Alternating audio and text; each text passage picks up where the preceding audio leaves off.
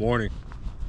It is Christmas morning and it's about 9:30 in the morning and I don't have kids anymore. So I told the wife, I said, I'm gonna run out to the farm property and I'll explain why. I got a huge buck that I've been chasing all year and he finally is starting to settle down back in the woods back over here. So I'm out here on the farm. I want to check on the farmhouse. I want to check on my well pumps. I want to check on a few things because no one's out here and it's freaking cold out here. It's been down to 9 degrees. It's windy. It's cold. I'm going to hop on the UTV. This is going to be kind of painful. I've got this one buck. I've seen well over 1,000 deer this year deer hunting, and we're really not harvesting deer off this property. We're just managing them. But there's one buck and he is a monster. I'll put up a picture. Look at the size of this buck's body. For Georgia, this is an enormous deer. He's got to be 250 pounds. He's wide too. I'd say he's probably about that wide. He's probably like at least 24 inches wide because of his antlers. So that's the one buck I've been chasing, but I've only seen him out here a couple of times. Now I'm starting to see him more often back towards my shooting lane back here. Now I did a video earlier about these bucks and how much body weight they lose during the rut, and now they're looking for this easy carbohydrate, a way to refuel and put on body fat, especially with this cold. So I've been putting out apple flavored corn and Moonshine Gold back there, and he has started to come in every single night. And of course, Christmas morning I decided I wasn't going to hunt, and guess what?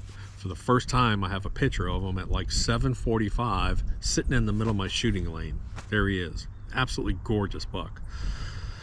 And that's probably the only deer I'll take off the property this year if I get a chance. I only got about 6 days left to hunt this guy, so I'm gonna put out some more corn and I'm gonna see if I can get him. That's what I'm doing today. I gotta go check on the house too. So if you didn't see my last video, right across, this was my Christmas present. This big cedar tree split in half up top. We really wanted to save it, not cut it down, but now it's blocking my whole driveway. So I've got a guy, one of my guys, he doesn't have any kids and doesn't really have family here, and he's not doing anything. He said, man, I'll come out there on Christmas Day and cut it. So I'm gonna throw him a bunch of money to come out here and cut that Christmas present for him. But look at this. That whole pond, except for the aerator holes, has ice over the whole pond.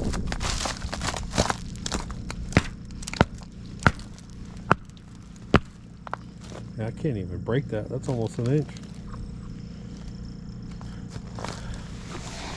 Man, I didn't even think about that. I had about 20 mallards back there. We could have had duck for Christmas. Oh well. Let's go put out some corn back in the shooting lane.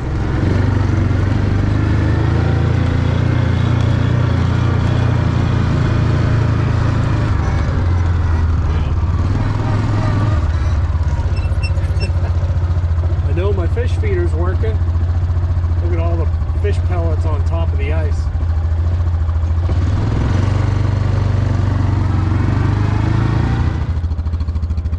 But I probably should break my drain tube, the ice around my drain tube out.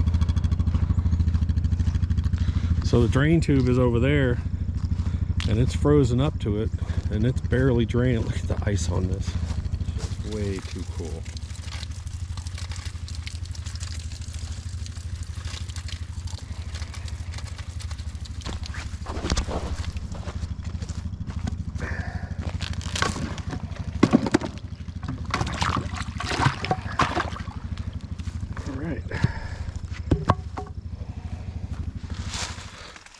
All right, so I'm back here on my shooting lane.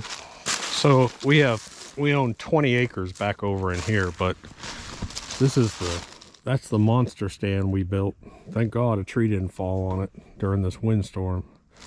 And then it looks down and I can see probably close to 200 yards down this lane that we cleared. And that picture of the buck sleeping, I have a picture of him actually sleeping, not just bedded down, but his eyes closed right down in there the other night. And then this morning, he was there like at 7:45. So I've been putting out Moonshine Gold for the initial scent draw to bring them in.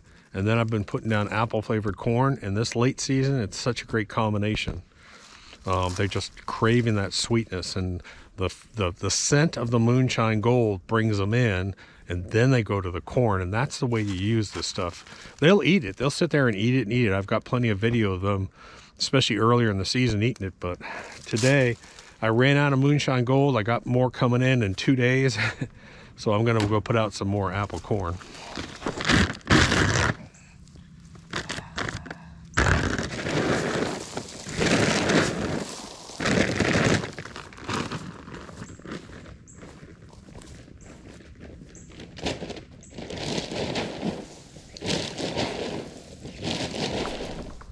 And this ground is frozen solid. You can tell we had high winds, blew over my feeder. I'm gonna try and tip it up.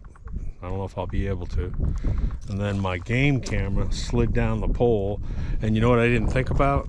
I need to go over and check the main driveway because I haven't been down there, and I may have a tree down. There was a dead tree hanging, just leaning.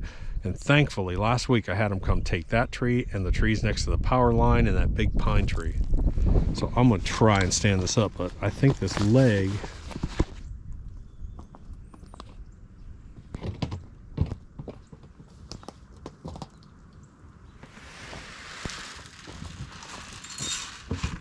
got lucky.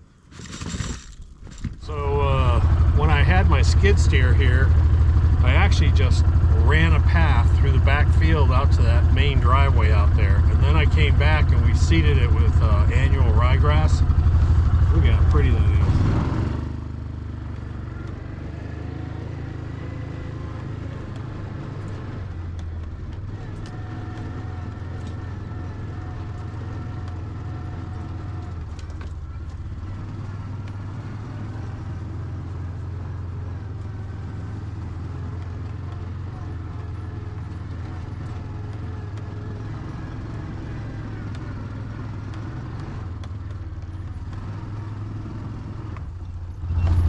What I need to do right now is I need to check. This is my main driveway, and it's, gosh, what, 900 feet or so. I need to check and see if I got any trees down. So there's the road out there with the gate, cow pasture. And this road goes way down. The driveway goes way down there. Oh, okay, it turns.